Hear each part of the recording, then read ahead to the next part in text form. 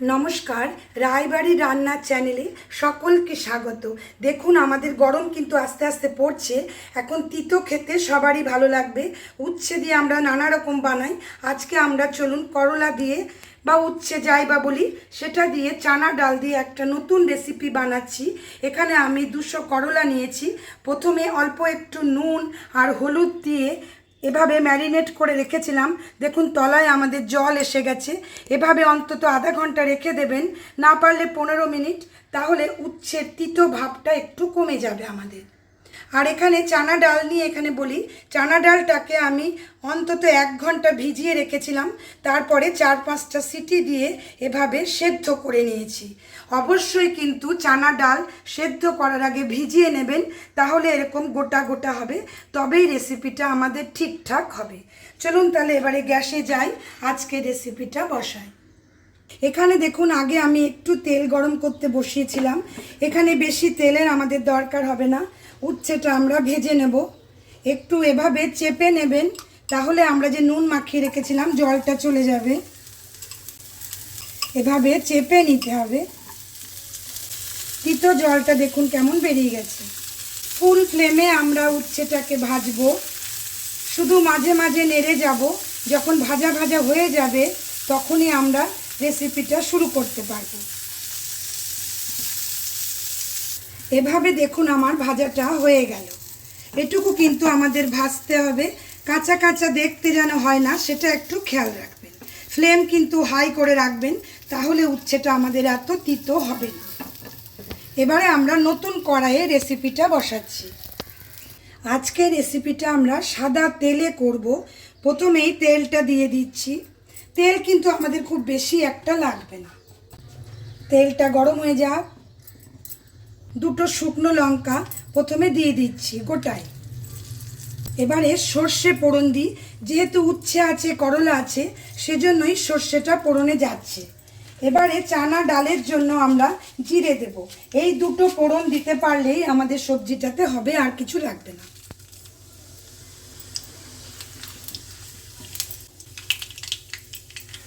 ফোড়নটা আমাদের দেখুন পোড়া হয়ে গেল। এবারে এখানে দেখাই, একটা পেঁয়াজ নিয়েছি মিডিয়াম সাইজের, এটা দিয়ে দিচ্ছি। একটু লম্বা করে দেখুন কেটেছি।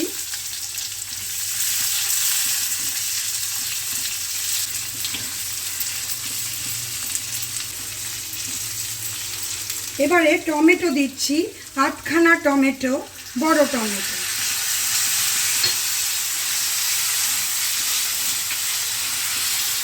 নুনটা দেখুন আমাদের ডালেও আছে, আবার উচ্ছেতেও আছে, সেজন্য এটা কিন্তু খুব বুঝে দেবেন যেন নুন বেশি না হয়ে যায়।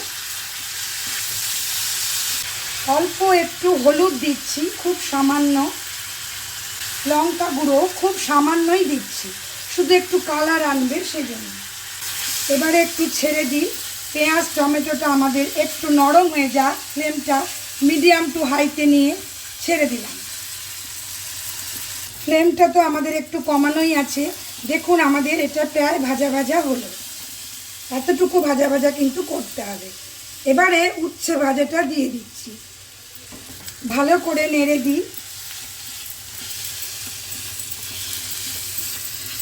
দেখুন এখন আমি ডালটা ছেড়ে দিচ্ছি। এখানে আমি 200 মতো উচ্ছে নিয়েছিলাম, আর প্রায় 100 মতো ডালই আমার ছিল।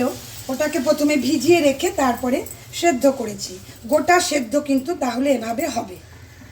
জল দিয়ে দিচ্ছি, ফ্লেমকে হাই করে। সামান্য একটু থকথকে মতনই আমাদের এটা হবে, খুব পাতলা হবে না। ওপর থেকে অল্প একটু গরম মশলা দিচ্ছি।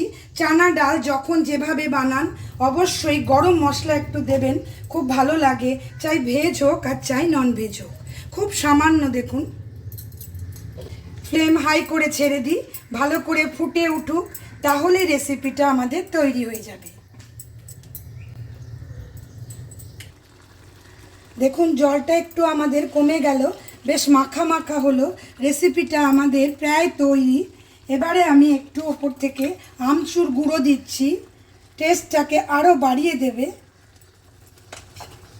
কাঁচা লঙ্কা ভেঙে দিচ্ছি কয়েকটা। রেসিপিটা একদিন ট্রাই করুন। যদি ভালো লাগে please like, share, comment and subscribe my channel.